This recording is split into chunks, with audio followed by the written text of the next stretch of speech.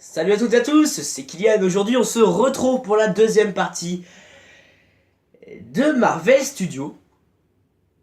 Donc évidemment, la deuxième phase. Oui. Enfin, il serait question de la deuxième phase. Et il y aura une troisième mini-vidéo. J'appellerai ça les mini-vidéos, vous verrez. Et, et, euh, et je parlerai de la troisième phase. Mais quand je parle de la troisième phase, c'est des films qui vont sortir. Parce que la troisième phase est en cours. Donc il n'y a pas encore eu de films qui sont sortis à la troisième phase, je crois.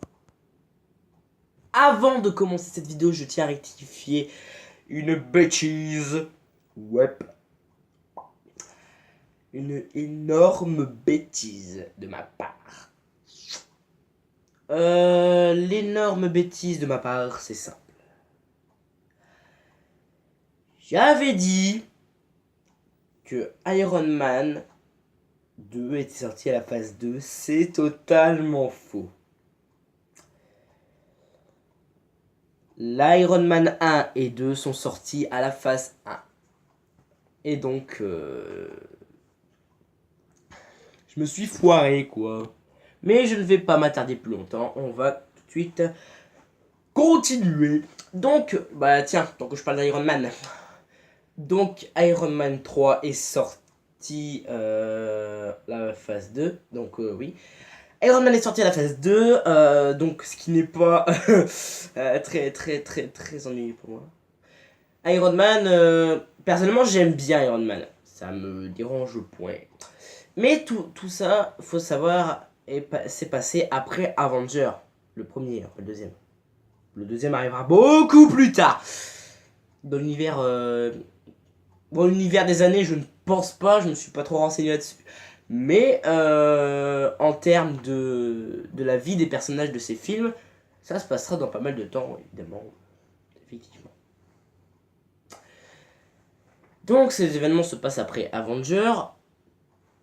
Donc il y a Tony Stark, voilà, il avait annoncé qu'il était Iron Man, enfin voilà, il avait de nouveaux ennemis, il avait une sorte de paranoïa. Si je me rappelle bien, il avait une sorte de paranoïa, il construisait des armures à chaque fois.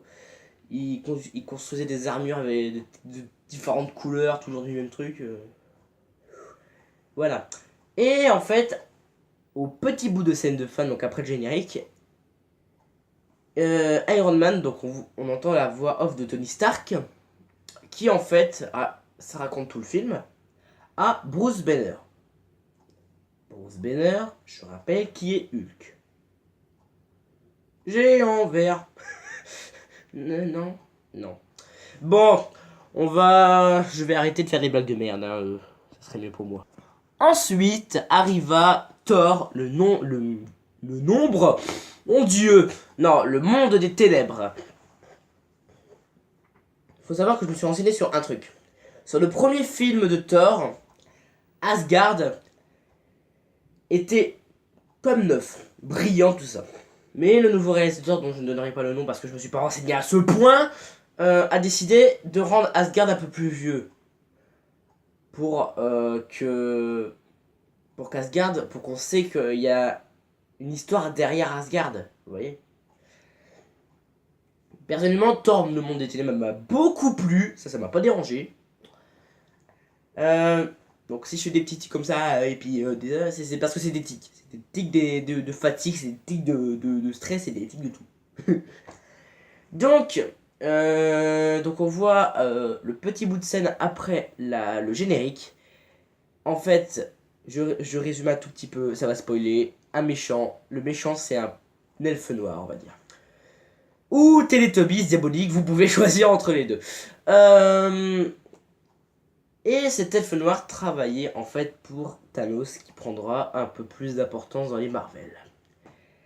Ce qui pour moi m'a intéressé beaucoup. Thanos, pour ceux qui connaissent qui c'est, pour les fans de Marvel, je parle pour vous les fans de Marvel. Bon, Thanos, vous savez sûrement qui c'est, pour ceux qui ne savent pas, c'est un grand mec violet avec une armure en or. Pas comme dans Minecraft, hein, mais il a vraiment un habillage or. Enfin, il est tout en or. Enfin, voilà. Il est violet, chauve et tout en or. Ha! Je vous ai eu! C'est pas vrai! C'est pas vrai! Non, sérieusement, c'est pas vrai, je me suis gouré. En fait, c'est dans Avenger qu'on voit le fameux Thanos. Et dans Thor 2, on voit... Je vais vous l'expliquer facilement et sûrement.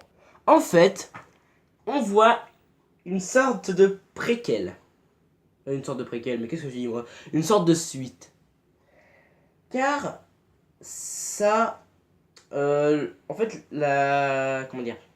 Dans Thor, le monde des ténèbres, il y a une puissance dont il y a une pierre d'affinité. Et qui s'appelle l'éther. D'ailleurs.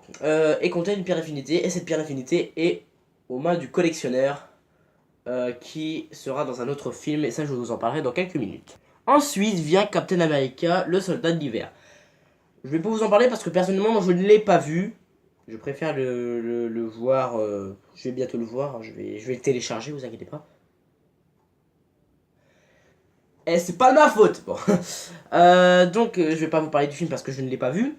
Mais tout ce que je sais, c'est que dans la scène, le bout de scène après le générique, on voit la sorcière rouge et le mec qui va super vite qui vont jouer un rôle important dans Avengers 2. Mais ça veut pas forcément dire que le prochain film sera Avengers 2. Les Gardiens de la Galaxie. Ah! Les Gardiens de la Galaxie sont une pure merveille. J'ai adoré personnellement le côté humoristique de l'histoire surtout. Ça rajoute un côté tragique, humoristique. Et un petit peu du... Oui, comme à la fin, comme Rocket apprend que son arbre est en miettes. Groot est en miettes. D'ailleurs, il s'appelle Groot. Donc, il est en miettes, du coup, il pleure. Mais il y a un truc que j'ai pas trop compris. C'est qu'il sait qu'il peut repousser. Donc, bon, il a pleuré parce qu'il l'a perdu. Il a vu en mettre partout, mais il sait qu'il pouvait repousser. Surtout à la fin, quand il danse. C'était drôle. Donc voilà, les Gardiens de la Galaxie sont pour moi une vraie merveille. Une merveille atomique. Et donc la scène post-générique. Oh mon dieu, je viens de dire un mot. Et le méchant principal, on va dire, je sais plus son nom. C'est avec la capuche, avec un gros marteau. Qui travaille pour Thanos. Thanos, c'est la première fois que je l'ai vu personnellement, c'était dans la Gardiens de la Galaxie, c'était la première fois que j'avais vu. Avant en fait je savais pas qu'il y avait des bouts de scène, c'est grâce à mon oncle que j'ai su qu'il y avait des scènes après Marvel. Ouh là là. Donc moi personnellement ça m'a plu les Gardiens de la Galaxie. La scène qui est après la scène après le générique, ça m'a refroidi. En vrai, je vais vous le cacher. Non, je vais pas vous le cacher, je suis con. Je me souviens plus de la phase générique. D'ailleurs, je sais même pas s'il y en a eu un. Tout ce que je sais, c'est que Thanos, moi, je l'adore. Je l'adore comme méchant. Et il va prendre un rôle un peu plus important. Bon. Si on remplace un peu le contexte, si on enlève les Gardiens de la Galaxie, il faut savoir que Iron Man, Thor et les Captain America ont tous un point en commun sur ces trois films. Leur repère a été leur repère ont été détruits. Le repère de Tony Stark a été détruit par le mandarin. Le Thor, c'est Asgard qui est carrément détruit, c'est le château d'Asgard qui a été détruit. Et Captain America, c'est carrément le Shield. Le Shield, quand même. Et donc, comme vous l'avez pu remarquer, peut-être si vous êtes assez intelligent comme moi, tous ceux qui disent que je suis con à l'école, vous la fermez, d'accord? Je connais mon texte. Faut savoir que je fais un peu travailler aussi ma connaissance envers Marvel. Vous voyez, mon texte il est tout petit. Moi, je fais travailler ma connaissance de Marvel. Et donc, comme leurs repères ont été détruits, ils vont se dire, putain, qu'est-ce qu'ils vont faire? Et ben Avengers 2. Et Avengers 2, je l'ai vu, personnellement, je l'ai aimé. Et la scène infâme me refroidit. Parce qu'on voit Thanos avoir le gant de l'infini. Vous voyez, avec les pierres d'affinité. Les pierres d'affinité, je vous en parlerai aussi dans la troisième phase, dans la troisième vidéo. Bon, c'est tout pour cette vidéo, j'espère qu'elle vous aura plu. On se retrouve pour une prochaine vidéo. Ciao tout le monde, bye.